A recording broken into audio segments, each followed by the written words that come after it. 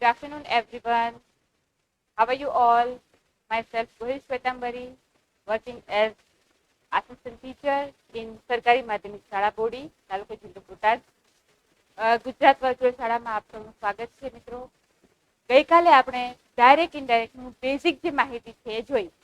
દરેક વિદ્યાર્થીઓ I hope કે જે 4-5 વિદ્યાર્થીઓ નોર્મલી રેગ્યુલરલી હોય છે એ જોડાય છે. અત્યારે પણ ઘણા જોડાયેલા દેખાય છે. પણ ડાયરેક્ટ ઇનડાયરેક્ટ જ્યારે પણ તમે શીખો ત્યારે કોન્સન્ટ્રેશન સાથે જો શીખો તો તમને જે ભવિષ્યમાં જે પ્રશ્ન પૂછે તમને ખબર છે ડાયરેક્ટ ઇનડાયરેક્ટ માટે 3 માર્કનો પ્રશ્ન પૂછે છે કે જે ડાયરેક્ટ સ્પીચ છે ને ઇનડાયરેક્ટમાં તમારે કન્વર્ટ કરવાની હોય છે. એના માટે તમારે શું કરવું પડશે? દરેક રૂલ્સ આવડવા જોઈએ, સાથે સાથે કાર્ડ કઈ રીતે ચેન્જ કરવાના એ પણ ખબર હોવી જોઈએ. એટલે બધી જ વસ્તુ છે શીખવી બહુ જરૂરી છે. દરેક વિદ્યાર્થી કંઈ પણ વચ્ચે વાત નહીં કરે. હું ઘણી વાર જોઉં છું કે વિદ્યાર્થીઓ વચ્ચે વાત કરે છે તો વાત પણ નથી કરવાની. બને ત્યાં સુધી કોન્સન્ટ્રેશન કરીને આપણે આપણું જે શીખવાનું છે એ શીખીએ તો વધારે સારું રહેશે. તો આપણે ટાઈમ ના બગાડતા ડાયરેક્ટ ઇનડાયરેક્ટ તરફ જઈએ. ગઈકાલે આપણે જે શીખ્યા એ હતું ડાયરેક્ટ ઇનડાયરેક્ટ કઈ રીતે બને છે અથવા ડાયરેક્ટ ઇનડાયરેક્ટ શું છે એ શીખ્યા. રિપોર્ટ જે છે રિપોર્ટિંગ વર્બ છે, રિપોર્ટિંગ સ્પીચ છે ને રિપોર્ટેડ સ્પીચ છે એના વિશે પણ આપણે સમજ્યા ગઈકાલે. આઈ હોપ કે તમે સમજી ગયા હશો બધું વ્યવસ્થિત, બરાબર. તો એ બધું આપણે 1-2 ઉદાહરણો જોયા છે. ત્યાર પછી કયા કયા વાક્યના પ્રકાર છે એ પણ આપણે જોયું, બરાબર. તો વાક્યના સ્ટેટમેન્ટ છે કે ઇન્ટરોગેટિવ છે, ઇમ્પરેટિવ છે કે એક્સક્લેમેટરી છે. આ 4 પ્રકારના વાક્યો છે. એ 4 પ્રકારના વાક્યોનું કઈ રીતે ઇનડાયરેક્ટ કરીએ છીએ એ પણ આપણે જોવાનું હતું. એ પણ આપણે જોઈ લીધું. તો અહીં સુધી આપણે ગઈકાલે શીખ્યા, બરાબર. હવે આપણે નિયમો જોવા જઈ રહ્યા છે જે ખૂબ મહત્વના છે કે કયા વાક્યને કઈ રીતે બદલવાનું અને જ્યારે પણ આપણે બદલીએ છીએ ત્યારે શબ્દોમાં કયા કયા ફેરફાર આવે છે એ પણ જોવું જરૂરી છે, બરાબર. નાની નાની માઇન્યુટ થિંગ્સ છે એ પણ ઇમ્પોર્ટન્ટ છે, એટલે એ જોવી જરૂરી છે. તો આપણે જોઈએ કે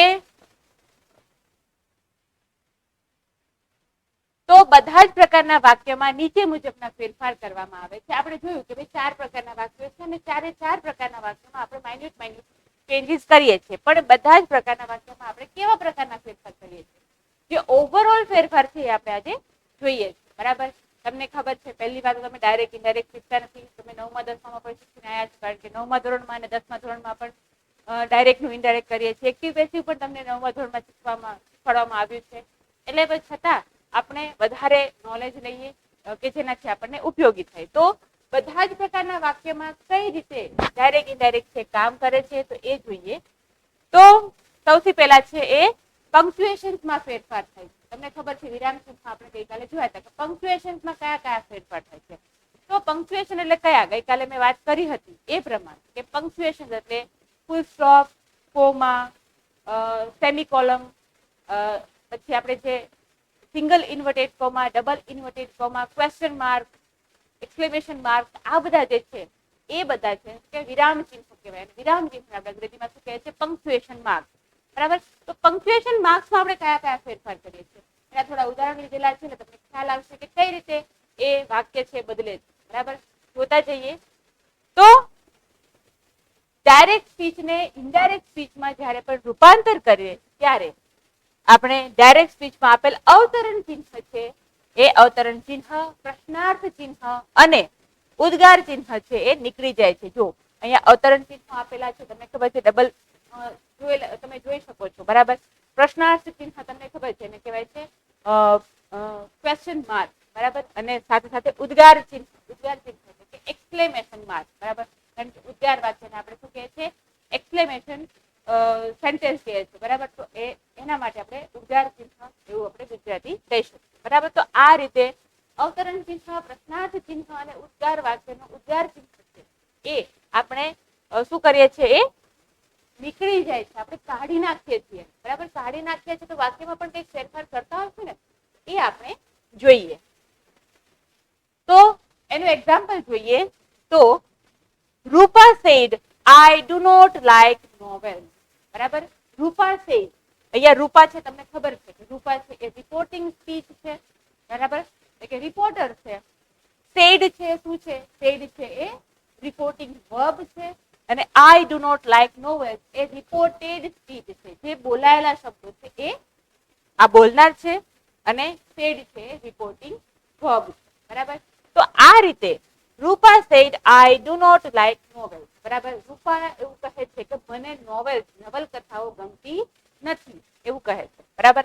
આ ડાયરેક્ટ સેન્ટેન્સ, બરાબર. ડાયરેક્ટ છે ખબર કેવી રીતે પડે, બે અવતરણ ચિહ્નો દેખાણા, સેડ પછી અલ્પવિરામ દેખાણું, બરાબર. ધેટ એવો કોઈ કંજક્શન આપેલો નથી એટલે આપણને ખ્યાલ આવશે કે આ વાક્ય છે ડાયરેક્ટ, બરાબર. તો આનું જો આપણે ઇનડાયરેક્ટ કરીશું, આ છે વિધાન વાક્ય છે અને કાળ પણ તમને ખબર પડી જાય. આઈ ડુ નોટ લખ્યું છે એટલે કાળ છે સાદો વર્તમાન છે. સાદા વર્તમાન કાળનું આપણે જ્યારે ઇનડાયરેક્ટ કરીએ છીએ ત્યારે એનો સાદો ભૂતકાળ થઈ જાય, બરાબર. શું કામ થશે, કારણ કે અહીંયા આપણે શું કર્યું છે, અહીંયા આપણે સેડ આપ્યું, બરાબર. સેડ દરેક ફેરફાર અહીંથી થાય છે. જો આ રિપોર્ટિંગ વર્બ છે એ ભૂતકાળમાં હોય તો આખું વાક્ય છે એ પણ ભૂતકાળમાં જાય. તો અહીંયા રિપોર્ટિંગ વર્બ છે ભૂતકાળમાં છે, ભૂતકાળમાં હોવાથી આખું વાક્ય પણ ભૂતકાળમાં જશે. ભૂતકાળ પણ કયો ભૂતકાળ, અહીંયા જો સાદો વર્તમાન છે તો સાદો ભૂતકાળ થશે, ચાલુ વર્તમાન હશે તો ચાલુ ભૂતકાળ થશે, બરાબર. તો એ વસ્તુ અહીંયા યાદ રાખવાની છે. તો Rupa said I do not like novels, બરાબર. એ ડાયરેક્ટ સ્પીચ છે. ભાઈ ઇનડાયરેક્ટમાં ચેન્જ કરીએ ત્યારે સૌથી પહેલા અવતરણ કાઢવાની વાત થઈ છે, બરાબર. તો અવતરણ કાઢવા માટે જોઈએ આપણે, તો આન્સર કઈ રીતે થશે, Rupa said that she did not like novels, બરાબર. ડુ નું ડીડ થયું, નોટ નું નોટ, લાઈક નું લાઈક, બરાબર. આ થયું ઇનડાયરેક્ટ સ્પીચ. દરેક વિદ્યાર્થીઓ ધ્યાન આપજો, જુઓ કે ડાયરેક્ટ માંથી ઇનડાયરેક્ટ કરવા માટે આપણે કેટલા ફેરફાર કર્યા, તો જોઈએ આપણે કે સૌથી પહેલા તો રિપોર્ટિંગ સ્પીચ છે અથવા રિપોર્ટ જે રિપોર્ટર છે એમને એમ, બરાબર. સેડ નું સેડ રાખ્યું છે, જો સાંભળનાર હોત તો સેડ ટુ હોત, બરાબર. રૂપા સેડ ટુ રોહન એવું હોત, રૂપા સેડ ટુ રેખા એવું હોત. સેડ ટુ હોત તો આપણે ટોલ્ડ કરી નાખતા, આપણે ગઈકાલે જોયું હતું, બરાબર. તો સેડ છે તો સેડ નું સેડ રાખ્યું. સૌથી પહેલા આપણે શું કાઢ્યું છે, અલ્પવિરામ કાઢ્યો છે. અલ્પવિરામની જગ્યાએ આપણે શું લખ્યું છે, ધેટ લખ્યું છે. ધેટ કંજક્શન અહીંયા વપરાશે કારણ કે વિધાન વાક્ય છે, સ્ટેટમેન્ટ છે. સ્ટેટમેન્ટમાં હંમેશા આપણે ધેટ કંજક્શન વાપરીએ છીએ. ધેટ નામનું જે પણ કંજક્શન છે એ કંજક્શન સંયોજક છે આપણે વાપરીએ છીએ. ત્યાર પછી આ આપણે ડબલ ઇન્વર્ટેડ કોમા કાઢ્યા અને સીધું લખ્યું. જો અહીંયા રૂપા છે તો રૂપા એવું કે છે કે આઈ ડોન્ટ નો, બરાબર. રૂપા પોતે જ કે છે કે મને ગમતું નથી, તો અહીંયા રૂપા છે તો એનું આપણે રિલેટિવ પ્રોનાઉન લખવું પડશે, બરાબર. એટલે કે આપણે એનું પ્રોનાઉન લખવું પડશે. તો રૂપા છે તો પ્રોનાઉન થશે શી. શી ડુ નોટ છે તો ડીડ નોટ લાઈક નોવેલ્સ. રૂપા એવું કહે છે કે રૂપાને નોવેલ્સ ગમતી નથી, બરાબર. તો રૂપા માટે આપણે શી વાપર્યું, સમજી ગયા તમે લોકો. તો આ રીતે આપણે વાક્યમાં ફેરફાર કરવાના છે, બરાબર. 7 પ્રકારના નાના નાના ફેરફાર થશે અને પછી ફરી વખત આપણે અહીંયા જે અવતરણ ચિહ્ન છે એ કાઢી નાખીએ છીએ, સમજી ગયા. તો આ રીતે આપણે ફેરફાર કરવાના છે. દરેક વિદ્યાર્થી આ સમજવું જરૂરી છે. તો ત્યાર પછી જોઈએ બીજું વાક્ય.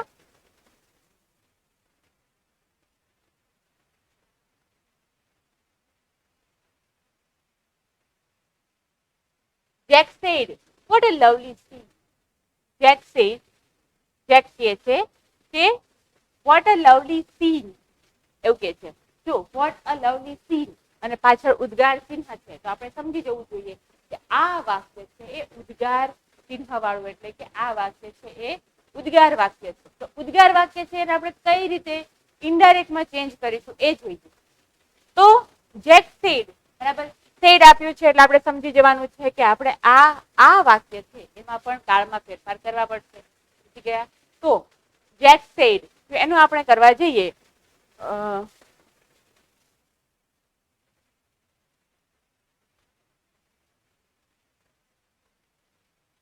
તો આ થશે Jack exclaimed that it was a very lovely scene, બરાબર. what a lovely scene. આ હંમેશા કેવા કયો કાળ હોય, હંમેશા આ સાદો કાળ અથવા વર્તમાન કાળમાં જ હોય. કે સામે બેસીને કેટલું સરસ દ્રશ્ય છે એવું કહે છે. જેક એવું કહે છે કે કેવું સરસ દ્રશ્ય છે, બરાબર. તો આવું દ્રશ્ય દર્શાવવા માટે સામે દ્રશ્ય હોય તો જ કહેતા હોય, તો એ હંમેશા વર્તમાનમાં હોય એટલે આપણે એને ભૂતકાળમાં ચેન્જ કરવાનું થાય. પણ અહીંયા એક ફેરફાર એ કરવાનો છે કે જે પણ ઉદ્ગાર વાક્ય છે એને આપણે સાદા વાક્યમાં બદલવાનું છે. સાદા વાક્યમાં બદલવું જરૂરી છે. બરાબર. તો જ્યારે પણ એક્સક્લેમેશન વાળા એક્સક્લેમેશન સેન્ટેન્સ હોય ત્યારે આપણે શું કરવાનું છે કે આપણે સંયોજક તરીકે લખવાનું છે exclaimed that. બરાબર.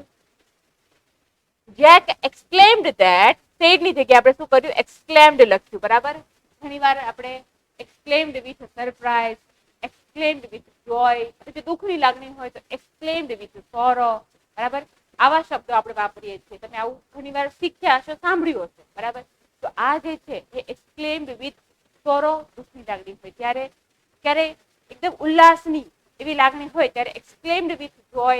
પછી ક્યારેક આપણી લાગણી કેવી હોય કે આપણને નવાઈ લાગતી હોય તો exclaimed with astonish, આપણે એકદમ નવાઈ પામતા હોય ત્યારે આપણે exclaimed with આપણે લખી શકીએ. પણ જ્યારે કોઈ પણ લાગણી આપણને સ્પષ્ટ ના થતી હોય ત્યારે આપણે લખી શકીએ exclaimed that. બરાબર. તો Jack exclaimed that it was a very lovely scene. again what a lovely scene. તો અહીંયા લખવાનું તમારે it was એવું તમારે એડ કરવાનું થશે. બરાબર. it was a very lovely scene. very શબ્દ નાખવાનો છે કારણ કે what આપણે જ્યારે ઉપયોગમાં લઈએ છીએ તમને ખબર છે કે સાદા વાક્યમાંથી આપણે જે ઉદ્ગાર વાક્યમાં ચેન્જ કરીએ છીએ ત્યારે very શબ્દ છે, great શબ્દ છે, એવા શબ્દો આપણે કાઢી નાખતા હોઈએ છીએ. તો ફરી વખત આપણે પાઠ થાય અને સ્ટેટમેન્ટ જેવા વાક્યમાં વિધાન વાક્યમાં બદલીએ છીએ ત્યારે વેરી, ગ્રેટ એવા શબ્દો છે પાછા મૂકતા હોઈએ છીએ. તો એ જ આપણે અહીંયા મૂક્યું. બરાબર. સમજજો એટલે ખ્યાલ આવી જશે. બરાબર. લવલી સીન છે એની જગ્યાએ આપણે માત્ર ઇટ વોઝ અ વેરી એવો શબ્દ વાપરવાનો છે. અને આ જે એક્સક્લેમેશન માર્ક છે એને આપણે અહીંયા કાઢી નાખીશું. બરાબર. એક્સક્લેમેશન માર્ક અહીંયા નીકળી જશે. તો આખું વાક્ય છે કઈ રીતે થશે કે Jack exclaimed that it was a very lovely scene. બરાબર.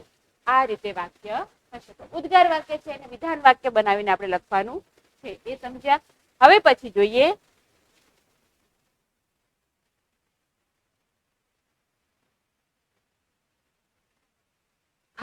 જોઈએ કે ફાધર સેડ ટુ મનુ. ફાધરે મનુને કહ્યું. જો અહીંયા સાંભળનાર પણ છે. બરાબર. તો સાંભળનાર જ્યારે હોય ત્યારે આપણે સેડ ટુ કરીશું ટોલ્ડ કરીશું. બરાબર. ટોલ્ડ કરવાનું છે, ટોલ્ડ ટુ કરવાનું નથી, નહીતર વાક્ય પૂરું પડશે. બરાબર. સેડ ટુ છે ત્યારે આપણે હંમેશા ટોલ્ડ લખવાનું છે અને સેઝ ટુ હોય, સેડ નથી, સેડ એ ભૂતકાળમાં છે પણ જો સેઝ હોત તો આપણે ટેલ્સ કર. બરાબર. આ વસ્તુ ધ્યાનમાં રાખવાની છે. આપણે નિયમો જોવાના છીએ પણ જોઈએ. Father said to Manu, when will you finish the work?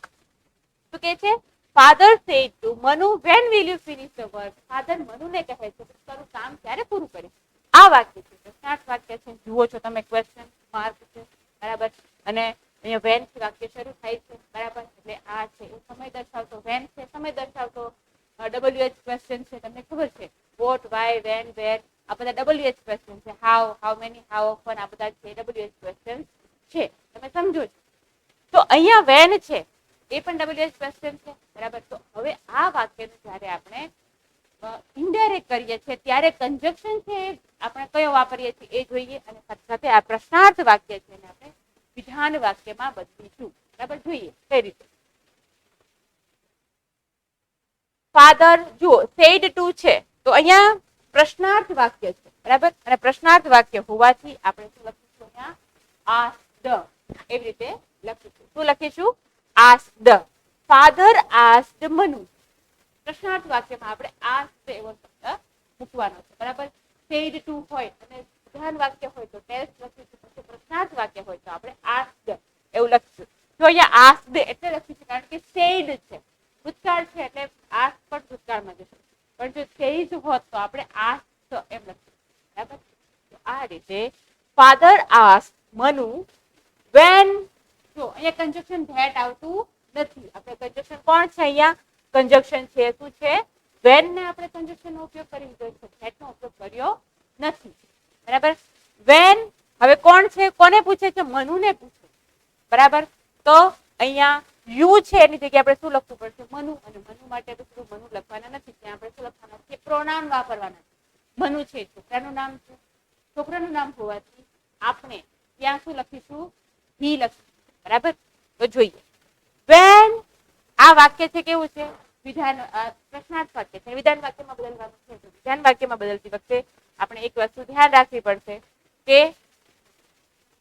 કઈ વસ્તુ ધ્યાન રાખીશું કે અહીંયા જ્યારે પ્રશ્નાર્થ વાક્ય હોય એ સહાયકારક ક્રિયાપદ આગળ આવે અને કર્તા પાછળ છે. તો આપણે હવે વિધાન વાક્ય બનાવવા માટે કર્તાને પહેલા લેવો પડશે. તો કર્તા કોણ છે? he. મનુ છે ને કર્તા. બરાબર? he will છે. હવે said છે, asked છે, તો પછી આ will છે તો આપણે સાદો ભૂતકાળ સાદો ભવિષ્યકાળ હોય તો એનો પણ સાદા ભૂતકાળમાં બદલશે. બરાબર? તો will નું શું થશે? would થશે. when he would finish the work. આ કેવું વાક્ય થયું? વિધાન વાક્ય. સમજ્યા તમે લોકો કે વિધાન વાક્ય થાય છે આ. કઈ રીતે કે when છે અહીંયા કન્જંક્શન તરીકે ઉપયોગ થાય છે. અને જો આ વાક્ય would he finish the work એમ હોત તો આ વાક્ય પ્રશ્નાર્થ રહેત. બરાબર? પણ અહીંયા he would finish the work.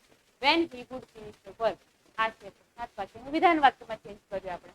બરાબર? અને પ્રશ્નાર્થ વાક્ય છે ને સાદું વાક્ય સાદો પુસ્તક ઉપયોગ. આ રીતે તમે કોઈ પણ સાદું વાક્ય અવતરણ કઈ રીતે કાઢવા, ત્યાર પછી ઉદ્ગાર કઈ રીતે કાઢવું, અને સાથે સાથે પ્રશ્નાર્થ ચિહ્ન છે એ કઈ રીતે કાઢવું, આ ચિહ્ન કાઢવા માટે આપણે વાક્યને સાદા વાક્યમાં બદલવા પડે છે. આ વસ્તુ ધ્યાનમાં રાખવી જરૂરી છે. થોડા નિયમો જોઈ લઈએ એટલે તમને ખ્યાલ આવશે કે કઈ રીતે આ બધું બને છે.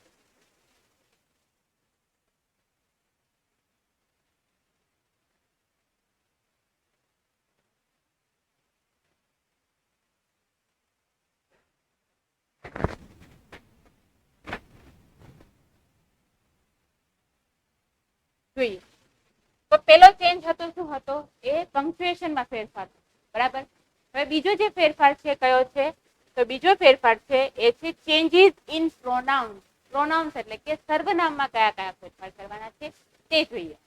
બરાબર? પેલો ચેન્જ આપણે પંક્ચ્યુએશનમાં જે એટલે કે વિરામ ચિહ્નમાં જે ફેરફાર છે એ જોયું.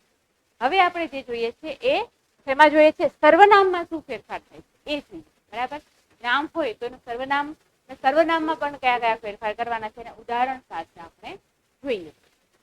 તો વાંચતા જઈએ એટલે આપોઆપ જ સમજાતું જશે. અને તમે જ્યારે પણ ફ્રી પડો ત્યારે એક વાર ફરી વખત વિડીયો છે જોતા રહેવું જોઈએ એટલે તમને ભૂલાઈ જશે.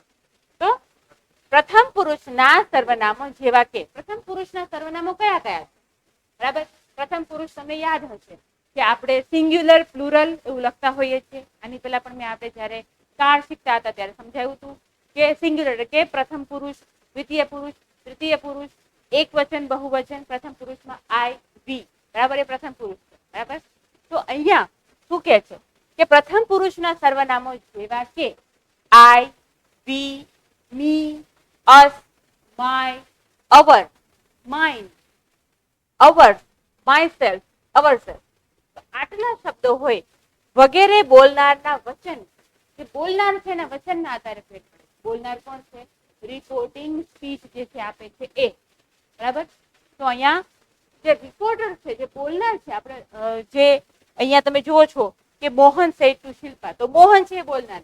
બરાબર?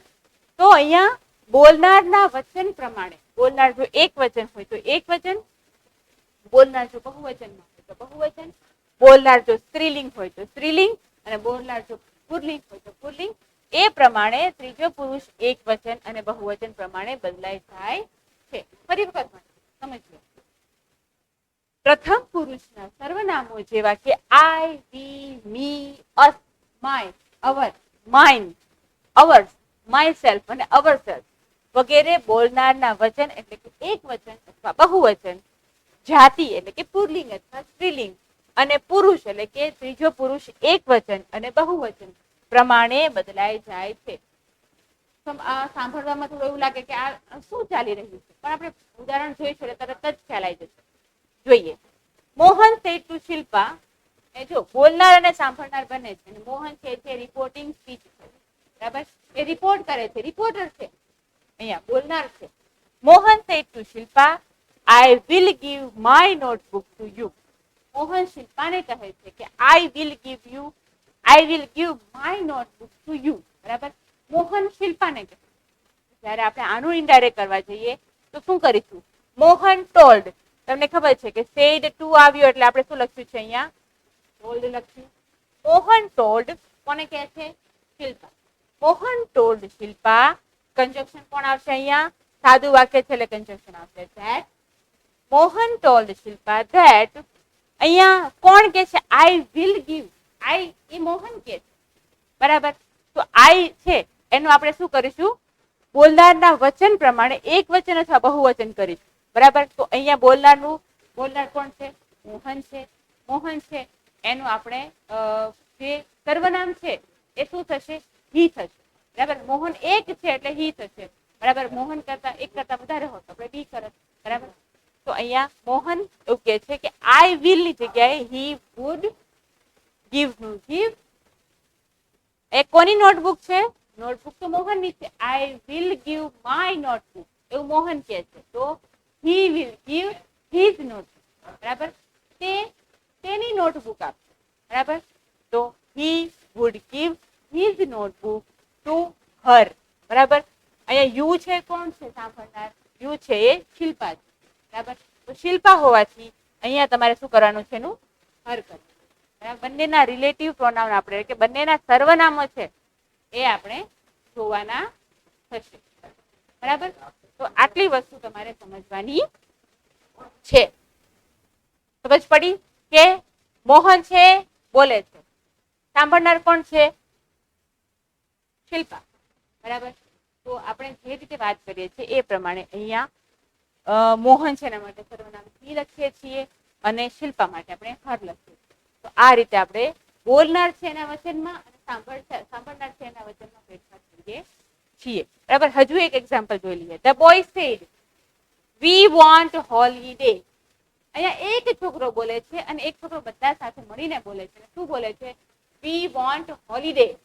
અમારે શું જોઈએ છે? રજા જોઈએ છે. તો જો તમે એનું ઇનડાયરેક્ટ કરવા જશો તો આ રીતે થશે. The boy said that. જો સાંભળનાર નથી એટલે said નું said રાખ્યું છે. The boy said that. અહીંયા વી છે. વી એટલે અમે, બરાબર. તો હવે એ લોકો તો એવું ના કે અમે એટલે કોણ, બરાબર. એટલે શું કરશે? વી નું થઈ જશે હે, બરાબર. તેઓને જોઈએ છે એટલે, બરાબર. જો બોલનાર છે એક વચનમાં છે, એક વચન કે બહુવચનમાં હોય તો એનું સ્ત્રીલિંગ કે પુલ્લિંગ ધ્યાન રાખીને આપણે ત્રીજો પુરુષ એક વચન કે બહુવચનમાં આપણે એને ફેરફાર કરવાનો છે. ત્રીજો પુરુષ એક વચન કયું? ત્રીજો પુરુષ એક વચન એટલે કે હી શી ઇટ અને ત્રીજો પુરુષ બહુવચન એટલે દે, બરાબર. તો અહીંયા આપણે જેમ અહીંયા ત્રીજો પુરુષ એક વચન હી લીધો હતો અને ત્રીજો પુરુષ એક વચન છે આપણે શી છે એનું હર કર્યું હતું, એવી જ રીતે અહીંયા આપણે શું કરીશું કે જે વી છે એને આપણે શું કરીશું? ધે કરીશું. સમજ્યા? તો the boy said that they wanted. want છે આ વાક્ય છે સાદા વર્તમાન કાળમાં છે, આપણે ફરી વખત સાદા ભૂતકાળમાં બદલવાનું છે. તો they wanted holiday. આ રીતે આપણે વાક્ય બદલીશું, બરાબર. ત્યારે આપણને સમજાઈ જશે. તો અહીંયા વારંવાર તમે અમુક વાક્ય જોશો તો તમને ખ્યાલ આવી જશે કે કઈ રીતે વાક્ય છે બદલવાનું છે. આ નિયમો તમે વારંવાર વાંચશો અને પછી પ્રેક્ટિસ કરશો એટલે આપોઆપ સમજાઈ જશે. તો આ હતું કે જ્યારે પણ કોઈ પ્રથમ પુરુષ સર્વનામ છે I, we, me, us, my, our, my, mine, ours, myself, ourself, તો એ છે એ બોલનારનું જે વચન છે એટલે બોલનાર કયા વચનમાં છે, એક વચનમાં છે કે બહુવચનમાં, એ ધ્યાનમાં રાખીને આપણે સ્ત્રીલિંગ છે કે પુલ્લિંગ એ ધ્યાનમાં રાખીને આપણે શું કરીએ છીએ? એને બદલીએ છીએ. પણ કેવા શેમાં બદલીએ છીએ? ત્રીજો પુરુષ એક વચનમાં. ત્રીજો પુરુષ એક વચન ખબર હોવી જરૂરી છે. ત્રીજો પુરુષ એક વચન એટલે હી શી ઇટ અને ત્રીજો પુરુષ બહુવચન એટલે ધે. એમાં આપણે બદલવાનું છે. આ વસ્તુ તમને સમજ પડવી જોઈએ. ત્યાર પછી જોઈએ કે રિપોર્ટેડ સ્પીચમાં બીજો જે નિયમ છે આ છે કે રિપોર્ટેડ સ્પીચમાં વપરાયેલ બીજા પુરુષના સર્વનામો. બીજો પુરુષનું સર્વનામો એટલે કયા? યુ. તમે સમજો છો, બરાબર. પહેલો કોઠો તમને યાદ હોવો જોઈએ કે એક વચન બહુવચન, ત્યાર પછી પ્રથમ પુરુષ, દ્વિતીય પુરુષ અને ત્રીજો પુરુષ, બરાબર. એમાં પ્રથમ પુરુષમાં આઈ, વી આવે છે, બીજા પુરુષમાં યુ આવે છે, ત્રીજો પુરુષમાં હી શી ઇટ એક વચનમાં આવશે અને ધે છે બહુવચનમાં, બરાબર. તો અહીંયા તમારે જે કરવાનું છે એ કે રિપોર્ટેડ સ્પીચમાં વપરાયેલા બીજા પુરુષના સર્વનામો કયા કયા છે? યુ છે અને યુ છે, બરાબર. એના નજીકના બધા સર્વનામો લઈ લેવાના છે. તો you, your, yours, yourself, yourself વગેરે સાંભળનારના વચન, જાતિ અને પુરુષ પ્રમાણે ફેરફાર. જો પહેલા એવું હતું કે જે પ્રથમ પુરુષના સર્વનામો છે એ પ્રથમ પુરુષના જ સર્વનામોના આધારે ફેરફાર થાય છે. પણ જો બીજા પુરુષના સર્વનામો હોય તો એને આપણે કઈ રીતે બદલવાના છે? બીજા પુરુષના સર્વનામો છે એ સાંભળનારના જે વચન છે એના આધારે જ બદલે છે, બરાબર. અહીંયા સાંભળનાર જો શી હોય તો એના આધારે ફેરફાર થશે. અહીંયા સાંભળનાર છે હી છે તો એના આધારે ફેરફાર થશે. પહેલામાં એવું હતું કે મનુ છે એના આધારે થતું, એટલે કે જે બોલનાર છે એના આધારે ફેરફાર થતા હતા. અહીંયા સાંભળનારના આધારે ફેરફાર થાય છે.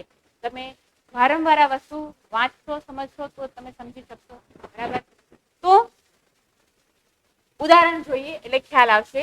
Rima said to Rohan, you should do your work yourself. Rima કોને કહે છે? રોહનને. રીમા છે સ્પીકર છે, એટલે કે રિપોર્ટેડ સ્પીચ છે, બરાબર. સોરી, રિપોર્ટિંગ સ્પીચ છે. સેડ ટુ છે શું છે? રિપોર્ટિંગ વર્બ છે. સાંભળનાર કોણ છે? રોહન છે. અને આખું જે ઇન્વર્ટેડ કોમામાં આપેલું છે એ આખું રિપોર્ટેડ સ્પીચ છે, બરાબર. એટલે કે જે શબ્દો બોલાયેલા છે તે જ. Rohan said to sorry Rima said to Rohan, you should do your work yourself, બરાબર. રીમા રોહનને કહે છે કે તારે તારું વર્ક જાતે કરવું જોઈએ, તારે તારું વર્ક કરવું જોઈએ એવું કહે છે. આપણે નિયમ શું શીખ્યા કે બીજા પુરુષના સર્વનામો છે. બીજા પુરુષના સર્વનામો કોણ છે? અહીંયા બીજા પુરુષના સર્વનામો યુ છે અને પાછું બીજો પુરુષનું સર્વનામ યોર છે, બરાબર. તો બીજા પુરુષના સર્વનામો છે એ હંમેશા સાંભળનારના વચનના આધારે કરવા. સાંભળનાર કોણ છે? રોહન છે, બરાબર. તો સાંભળનારના વચનના આધારે કરવાના છે. તો બીજો પુરુષનો સર્વનામ યુ અને યોર છે. જો આ વાક્યને બદલીએ તો કઈ રીતે બદલાય? રીમા ટોલ્ડ રોહન, જો સેડ ટુ છે એનું આપણે શું કર્યું? ટોલ્ડ કર્યું. આઈ હોપ કે તમને સમજાય છે, બરાબર. સેડ ટુ નું આપણે ટોલ્ડ કર્યું. કોને કહે છે? રોહનને કહે છે. અલ્પ વિરામ કાઢીને ડબલ ઇન્વર્ટેડ કોમા કાઢીને આપણે શું લખ્યું? ધેટ લખ્યું. Rima told Rohan that. અહીંયા કોણ છે? યુ. તો અહીંયા સાંભળનારના વચન અથવા જાતિના આધારે આપણે ફેરફાર કરીએ. સાંભળનાર કોણ છે? રોહન. રોહનનું પ્રોનાઉન શું થશે? હી, બરાબર. તો સાંભળનાર અહીંયા હી છે.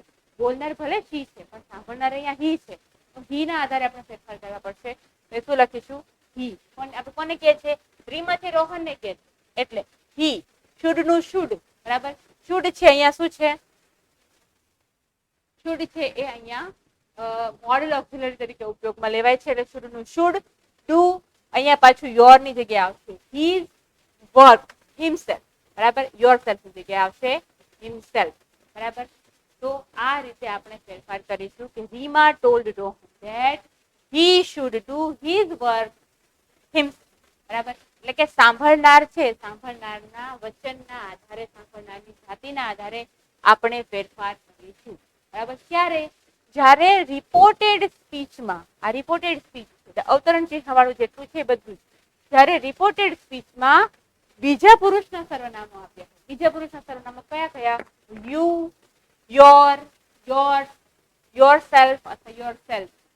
આ જે બીજા પુરુષના સર્વનામો જો આપ્યા હોય રિપોર્ટેડ સ્પીચની અંદર, અવતરણ ચિહ્નની અંદર, ત્યારે આપણે શું કરવાનું છે કે સાંભળનારના આધારે ફેરફાર કરવાનો છે. ઘણીવાર એવું થાય કે સાંભળનાર દેખાતા હોય નહીં, પણ જે રીતે એડ્રેસ કર્યા હોય લગભગ તો સાંભળનાર આપ્યા જ હશે, બરાબર. એડ્રેસ કર્યા ખબર પડી જાય કે તમારે તમારું કામ કરવું જોઈએ એવું તમને કોઈ કહે તો ઓબ્વિયસલી એ સાંભળનાર તમે પોતે જ છો, બરાબર. એના આધારે તમે ફેરફાર કરી નાખશો. તો આ રીતે તમારે ફેરફાર કરવાનો છે. હજુ એક એક્ઝામ્પલ જોઈએ તમે સારી રીતે શીખી શકો. The teacher said to the student. બોલનાર કોણ છે? ટીચર. સાંભળનાર કોણ છે? સ્ટુડન્ટ. સ્ટુડન્ટ છે એ વસ્તુ યાદ રાખવાની. Teacher said to students you will not pass in your first test if you do not work hard. જુઓ અહીંયા બીજા પુરુષના સર્વનામો કયા કયા છે? યુ, યોર, યુ, બરાબર. આ બીજા પુરુષના સર્વનામ છે. અને સાંભળનાર કોણ છે? સ્ટુડન્ટ છે. ઘણા બધા બલ્કી સ્ટુડન્ટ છે, એક કરતા વધારે છે, બરાબર. તો આપણે શું ફેરફાર કરીશું? તો ફેરફાર આપણે એ કરીશું કે the teacher told, said to નો આપણે told કરી નાખ્યું. The teacher told the students, teacher છે વિદ્યાર્થીઓને કહે છે that કે હવે you છે એટલે સ્ટુડન્ટ થયા બરાબર. તો સ્ટુડન્ટ છે એ you છે તો અહીંયા એ સ્ટુડન્ટ છે વધારે છે એટલે આપણે આ બહુવચન છે એટલે અહીંયા પણ બહુવચન કરીશું આપણે બરાબર. અહીંયા એક સ્ટુડન્ટ તો છે ને you will not pass એટલે એક સ્ટુડન્ટ તો કહેતા નથી, એક કરતા વધારે કહે છે બરાબર. એટલે આ બહુવચન છે તો આ પણ બહુવચનમાં જશે બરાબર. બીજા પુરુષના સર્વનામને આપણે સાંભળનારના વચન પ્રમાણે બદલવાના. સાંભળનાર અહીંયા સ્ટુડન્ટ છે એટલે they will નું would થયું, they would not pass in. અહીંયા યોર છે એની જગ્યાએ શું આવશે ધેર, કારણ કે they નું રિલેટિવ પ્રોનાઉન ધેર છે. તેઓની પહેલી એક્ઝામમાં પાસ થશે નહીં અથવા તો પહેલી પરીક્ષામાં પાસ થવા માટે they need to work hard બરાબર. તો અહીંયા પણ they would not pass in their first test if they do not work hard બરાબર. આ રીતે વાક્ય છે બરાબર. તો બીજો પુરુષના જે સર્વનામો છે એ હંમેશા સાંભળનારના જે વચન છે એના આધારે બદલવાના થશે. આ વસ્તુ યાદ રહેવી જોઈએ. ત્યાર પછી હવે સૌથી વધારે આપણે કોનું શેમાં ફેરફાર થાય છે એ જોઈએ. તો રિપોર્ટેડ સ્પીચના વપરાયેલા ત્રીજા પુરુષના સર્વનામોમાં ફેરફાર થતો નથી. ત્રીજો નિયમ એવું કહે છે કે જ્યારે રિપોર્ટેડ સ્પીચ એટલે તમને ખબર છે અવતરણ ચિહ્નની અંદરનું જે છે ને રિપોર્ટેડ સ્પીચ કહીએ છીએ. રિપોર્ટેડ સ્પીચના વપરાયેલા ત્રીજા પુરુષના સર્વનામો એટલે કયા કયા જો અહીં લખ્યા છે he, him, his, બરાબર. ત્યાર પછી she, her, hers અને herself આ ત્રીજા પુરુષના સર્વનામો છે. ત્યાર પછી it, its, itself અને they, them, their, them આ બધા ત્રીજા પુરુષના સર્વનામો છે. તમને ખ્યાલ હોવો જોઈએ ત્રીજા પુરુષના સર્વનામો એટલે હું હર વખતે તમને કહેતી હોય છું કે આ છે એક વચન એટલે કે સિંગ્યુલર, આ છે પ્લુરલ, આ ફર્સ્ટ પર્સનમાં I અને સેકન્ડ ફર્સ્ટ પર્સન પ્લુરલ છે વી, પછી સેકન્ડ પર્સનમાં યુ, અહીંયા છે he, she, it અને એનું થશે they. આ વસ્તુ તમને આવડવી જોઈએ. આ છે ફર્સ્ટ પર્સન છે, આ છે સેકન્ડ પર્સન છે, સેકન્ડ પર્સન એટલે બીજો પુરુષ, અને આ ત્રણેય છે શું છે થર્ડ પર્સન છે, થર્ડ પર્સન એટલે ત્રીજો પુરુષ બરાબર. તો અહીંયા શું કહે છે કે રિપોર્ટેડ સ્પીચના વપરાયેલા ત્રીજા પુરુષના સર્વનામો આ ત્રીજો પુરુષ છે. ત્રીજા પુરુષના સર્વનામો કોણ કોણ છે? he, she, it છે. he, she, it અને they બહુવચનમાં they પણ છે ને. તો ત્રીજા પુરુષના સર્વનામો એક વચન he, she, it છે અને બહુવચન they છે. આ તો બહુ બેઝિક માહિતી છે, તમારી પાસે હશે જ.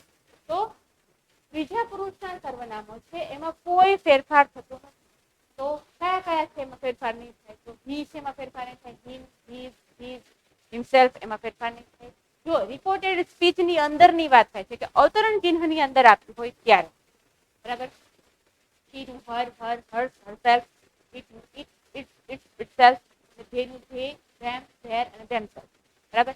આ રીતે એમાં કોઈ ફેરફાર થશે નહીં. આપણે ઉદાહરણ જોઈશું એટલે સમજી જઈશું કઈ રીતે.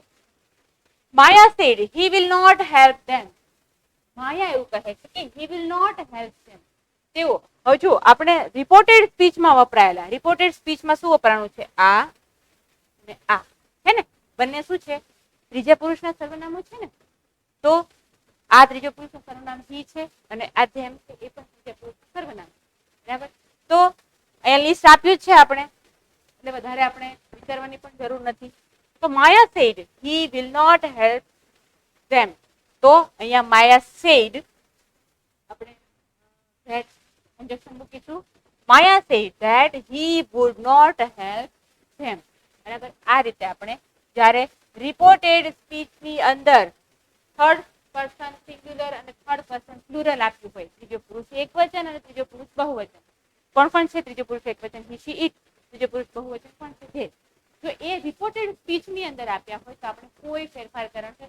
you need to write as it is તમારે એઝ ઇટ ઇઝ લખવાના છે, પણ કાળમાં ફેરફાર કરવાનો છે. જો અહીંયા વિલ નોટ આપણે વુડ નોટ કર્યું, બરાબર, સાદા ભવિષ્યમાં આપણે સાદા ભૂતકાળમાં બદલી નાખ્યું, બરાબર. તો આ રીતે તમારે કરવાનું. હજુ એક એક્ઝામ્પલ છે. he said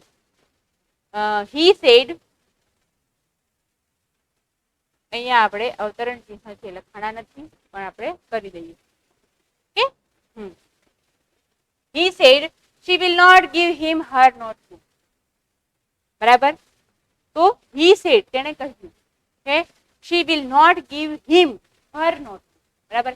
અહીંયા થર્ડ પર્સન સિંગ્યુલર ના કયા કયા પ્રોનાઉન છે? she છે, him છે, her. બરાબર.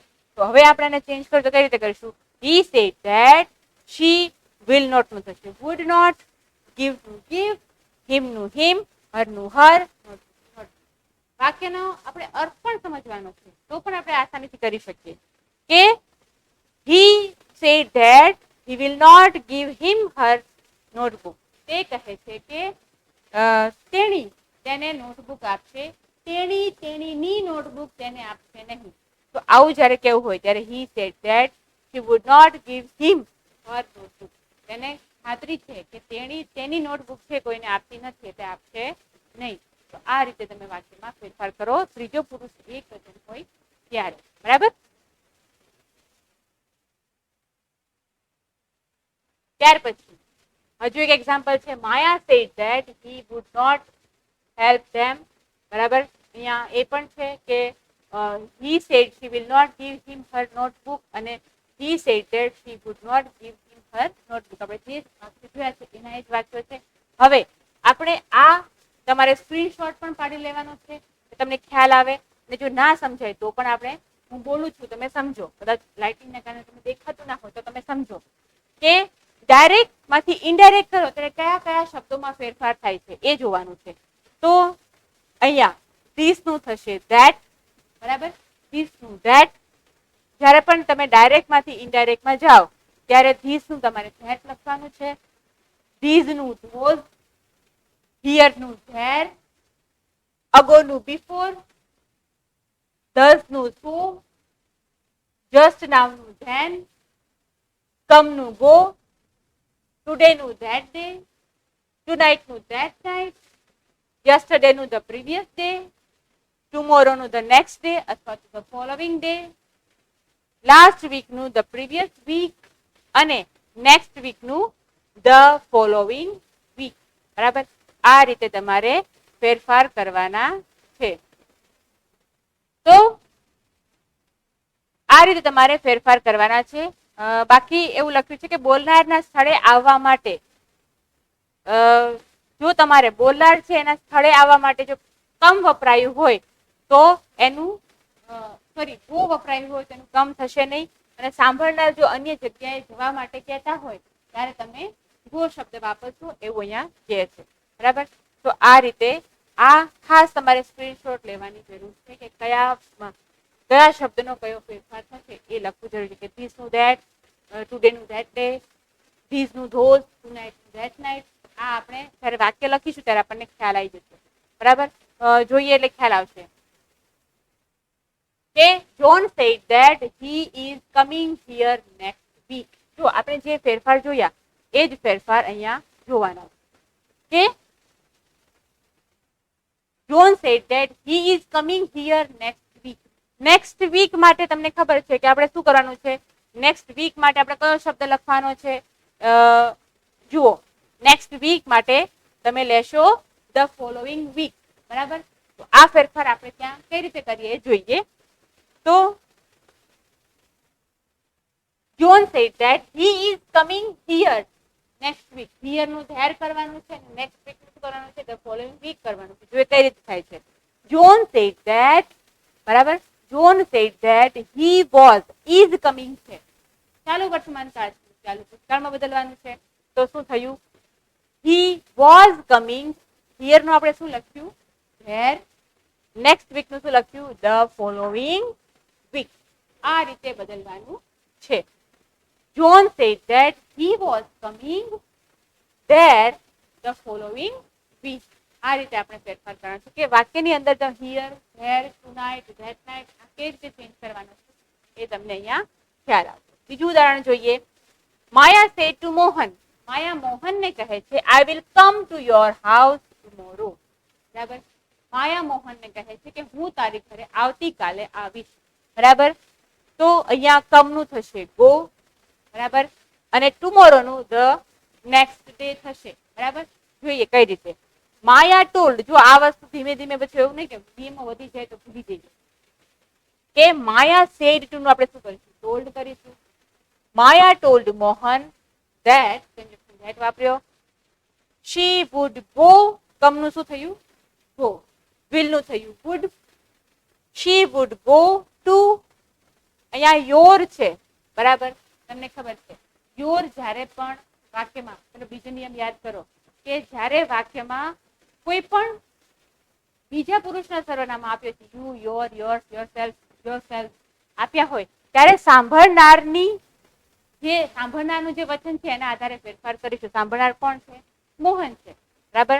તો અહીંયા યોરની જગ્યાએ થશે his house the next day. ટુમોરોની જગ્યાએ આપણે શું લખીશું? the next day. તો સમજ પડી કે અહીંયા માયા told Mohan that she would not go his house that the next day. આ રીતે આપણે ફેરફાર કરવાના છે. હવે પછી કાળમાં ફેરફાર. આ સૌથી મોટો ફેરફાર કાળની ખબર હોય એ પ્રમાણેના ફેરફાર છે. આપણે એકાદ મિનિટ જોઈ લઈએ. આપણો એમ ટાઈમ પૂરો થવા આવ્યો છે, પણ આપણે થોડું એકાદું જોઈ લઈએ. તો કાળમાં આપણે કઈ રીતે ફેરફાર કરીશું? તો કાળમાં આપણે જો તો પરફેક્ટ પ્રેઝન્ટ ટેન્સ છે એને પરફેક્ટ પાસ્ટ ટેન્સમાં બદલીશું.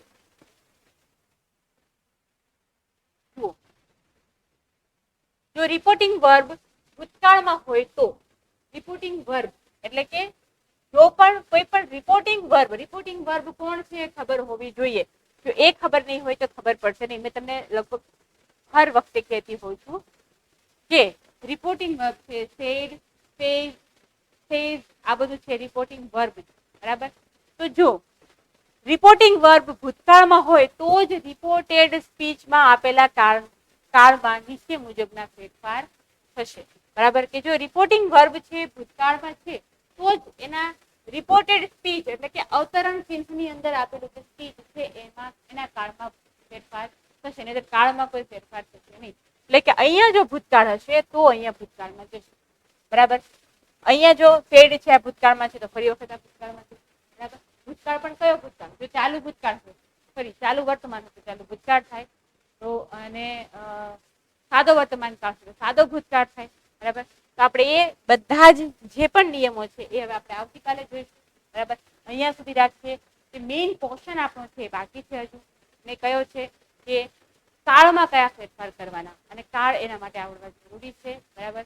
તો દરેક વિદ્યાર્થીઓ તમે ખાસ ધ્યાન રાખજો. તમે થોડા ઘણા કાળ પણ આવડતા હશે અને વારંવાર આ વિડીયો જોયા કરશો તમને આપોઆપ સ્પીચમાં ચેન્જીસ કઈ રીતે કરવા એટલે કે ડાયરેક્ટ ટુ ઇનડાયરેક્ટ કઈ રીતે કરવું એ પણ તમને ખ્યાલ આવી જશે. બરાબર. એટલે ધ્યાનપૂર્વક કંઈ પણ બીજું કાર્ય કર્યા કરતા ધ્યાનપૂર્વક જો આખો વિડીયો જોશો તમે આસાનીથી દરેક વસ્તુ સમજાય છે. ઘણા બધા નિયમોનો અહીંયા ભેગો થાય છે. ઘણા બધા નિયમો એ દરેક નિયમો છે ક્યારે યાદ રહેશે? જ્યારે તમે પ્રેક્ટિસ કરતા રહેશો ત્યારે. એટલે અહીંયા practice make a main perfect. તમારે પરફેક્શન 3 માર્ક લેવા માટે તમારે આટલી મહેનત તો કરવાની જ. અને એવું નથી કે માત્ર 3 માર્ક. ભવિષ્યમાં પણ તમને ડાયરેક્ટ ઇનડાયરેક્ટ ક્યારેય નથી પૂછવાનું છે નહીં. હંમેશા ડાયરેક્ટ ઇનડાયરેક્ટ એક્ટિવ પેસિવ આ બધા જે છે એ સદંતર તમને આવડવા જોશે. જ્યાં સુધી ભણશો ત્યાં સુધી અંગ્રેજી ભાષામાં તમને આ વસ્તુ શીખાશે અથવા તો ઉપયોગમાં આવશે જ. એટલે આજથી જો આપણે શીખવા માંડીએ તો સારું છે. તો થેન્ક યુ એવરીવન. દરેક વિદ્યાર્થીઓએ શાંતિપૂર્વક જે સમજ્યા અને જાણ્યું એ બદલ ખૂબ ખૂબ આભાર. Thank you very much. Good bye.